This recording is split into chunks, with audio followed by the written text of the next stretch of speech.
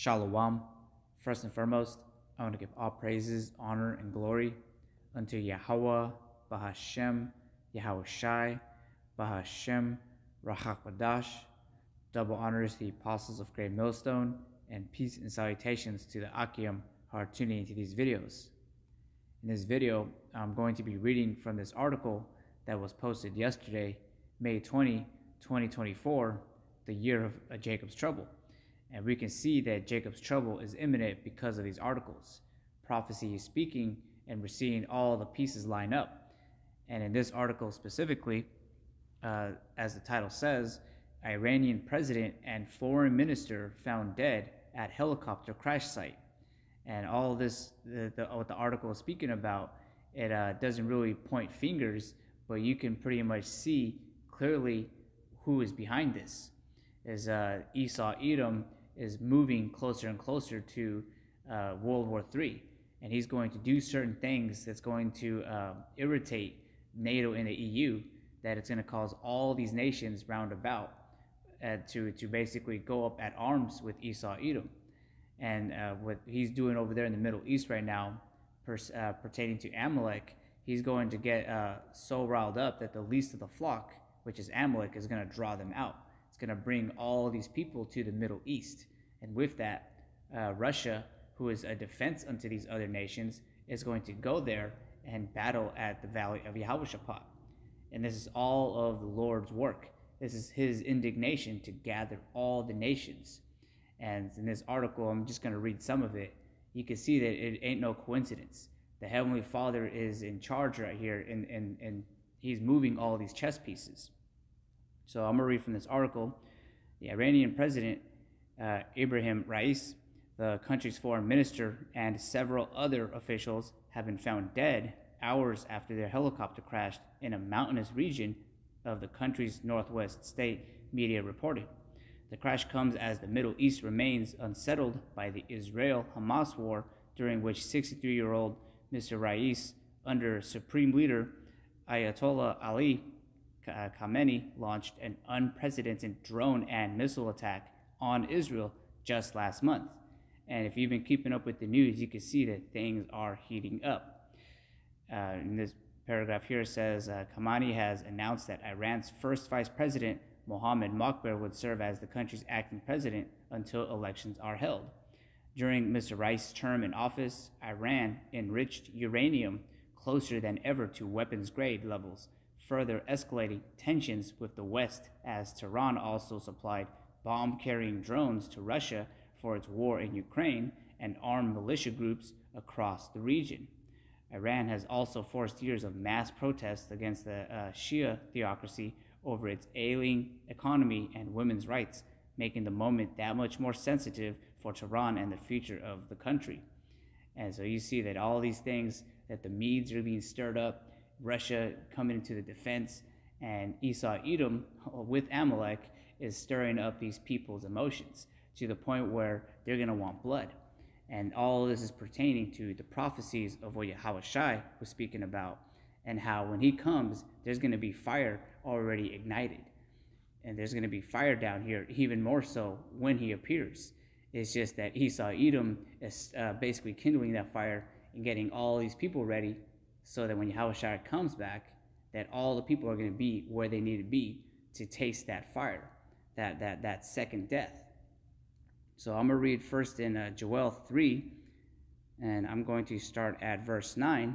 It says, Proclaim ye this among the Gentiles, prepare war, wake up the mighty men, let all the men of war draw near, let them come up. Beat your plowshares into swords, and your pruning hooks into spears, let the weak say, I am strong. And in that article I was reading, they were saying that Iran has gotten very closer to enriching uranium, so that they have weapons-grade nuclear weapons technology. And this is not even bringing up what's going on in North Korea, which pretty much all these pieces are basically just being ready for this battle.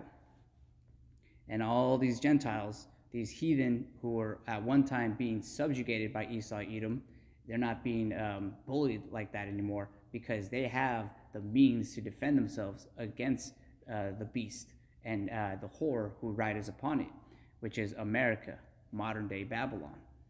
And Esau Edom, when he's going to all these countries, just as the scriptures speak about him, that whatever he has to take. He's covetous. And by the sword is how he's going to get anything that he has. And you can see that Esau Edom is on the top of the world because of all the bloodshed that he spilled and the lands that he took. So right now, the heathens, the Gentiles, are preparing for war. They're putting all their resources so that they can go toe-to-toe with Esau Edom. And I'm going to continue on verse 10. Beat your plowshares into swords and your pruning hooks into spears. Let the weak say, I am strong. Because all of their resources that they had in agriculture and infrastructure, they're now putting that resource and investment into war. Just like how America, Babylon, all the tax money that this place gets goes to war. This is the main country on earth that wastes the most money on weapons, vehicles, tanks, all that stuff. Now all these other heathens are about to go into that same vibration, putting all their resources into weapons of war. In verse 11 it says, assemble yourself and come, all ye heathen, and gather yourself together round about. Thither cause thy mighty ones to come down, O Lord. Let the heathen be wakened and come up to the valley of Jehoshaphat, for there will I sit to judge all the heathen round about. And really what's going on here is the Heavenly Father is judging all these nations and dismantling their power structure. Because when Yahushua returns and gathers the elect, there's not going to be any more these ruling heathen nations. And all the controversy of Zion is what's going to be why they're going to be hit with this thermonuclear missile. Because they ultimately touched the apple of the Most High's eye. Mainly Esau Edom, but all these heathens were in cahoots with each other to keep the nation of Israel down, to take the remembrance of the Heavenly Father off of this earth. And for that, it's going to require a big judgment. And that's why the Heavenly Father, his indignation is to gather these heathen nations, because their judgment is grand. It's so grand that they have to be hit with that thermonuclear missile, along with the 2/3 and everybody who takes that MOTB. That's the final judgment, the second death that a lot of these people are going to taste of. It's going to be so grandiose that the earth is going to shake to and fro. As we go into what Esau Edom is preparing, he's preparing a thermonuclear war. I'm going to read this first in Isaiah 9. It says Isaiah 9:5, it says, for every battle of the warrior is with confused noise and garments rolled in blood. But this shall be with burning and fuel of fire. And so all these wars that you've seen on like the History Channel and of recent, they were just like skirmishes really. Because this final war, this Third World War that's going to have the second death is going to be with fire. It's going to be burning and fuel of fire to the point where all the elements are going to melt with fervent heat. And we read the scriptures, we see this vision plain. We make it plain upon tables that read it. And we're telling you basically that since all these things are going to be dissolved, what manner of person ought ye to be in all holy conversation and godliness? And we look for and hasten that time for Yahweh's return. And that's why we're not invested in this place. We're sowing in the spirit as opposed to the flesh, because we know that this place is not it. We are seeking a kingdom to come. We already know what the end goal or the end all be all of this place is.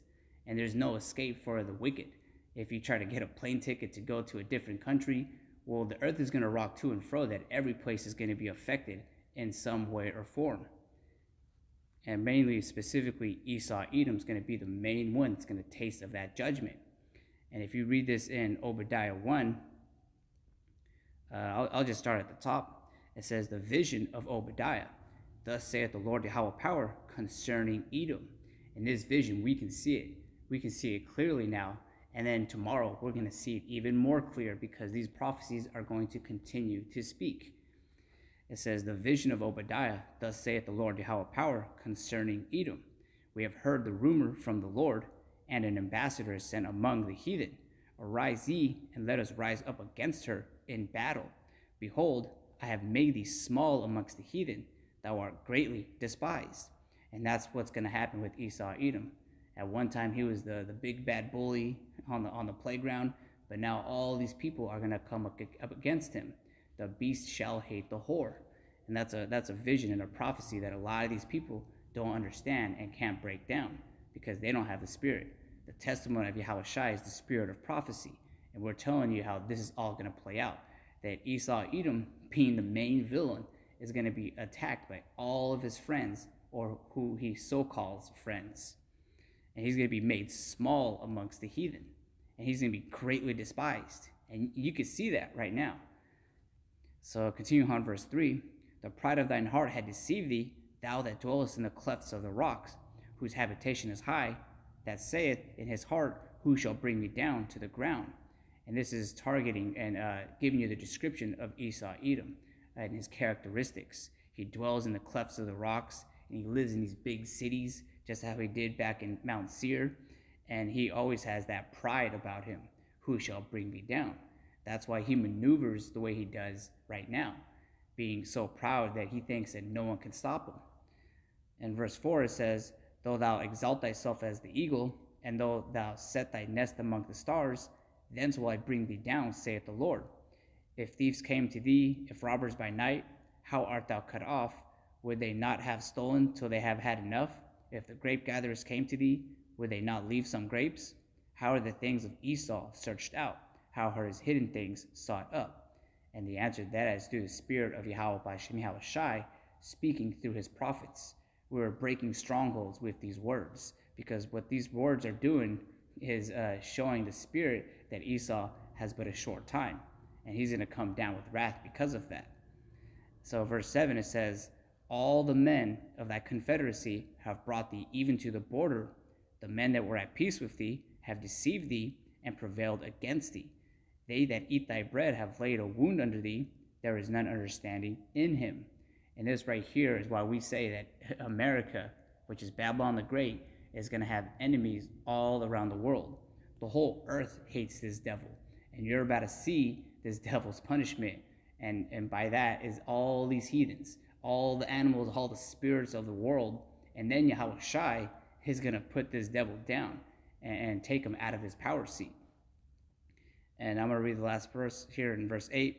Shall I not in that day, saith the Lord, even destroy the wise men out of Edom, and understanding out of the mount of Esau? Because Esau Edom, his only reason to exist is to show what evil is, why we shouldn't rule how he's ruling. When we get those bodies and we have the hearts of flesh and we have the laws written in our inward parts, we're never going to let it get this bad. And this place is going to be a monument for what happens if you rule in wickedness. And that's really for Esau Edom's punishment. Because if you read further down in the book of Obadiah, it's a very beautiful but short and to the point book, is that he's going to be chased out of this earth, disappeared, burnt, because of the wickedness that he has done. And so with that, I want to give all praises, honor, and glory unto Yahweh, B'Hashem, Yahweh Shai, B'Hashem, Rachak Wadash, Shalom Akim.